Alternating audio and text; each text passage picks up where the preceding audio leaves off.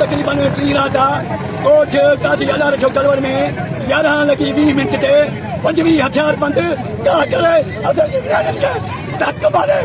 तो रद्द करे 14 साल जो वारिस अली नहीं करे को करे आइन अच्छा जी इन हुकूमत के या पीरा खुदा ता था के पाजो वारिस अली नहीं कर मुटाजो अच्छा चुप पायूं खामोश रहंदा से अची अच्छा के घर में घेरी माना उनके माना पंहिंजे घर खां 25 खां 30 ॼणा बि हूंदा आहिनि जेके असांजे नंढे वॾे जे मथां हथियार रखी जेकी उन्हनि वञे थो कनि था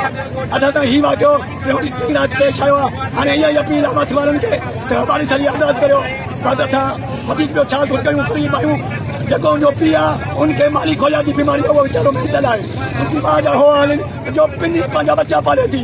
उन ॿुधायो तूं उन्हनि मां छा ॾींदासीं असां इहा घुर करे असां पंहिंजी अपील खणी आया आहियूं हे सॼा दोस्त तमामु जेके बि माण्हू बीठा आहिनि इहे बि इंसान आहिनि थी सघे थो कॾहिं हिन सां बि ईअं थिए बाक़ी हथ मुख ते विया आहिनि इहा ख़ुदा न गुजराम जी अपील आहे अखियूं खोलो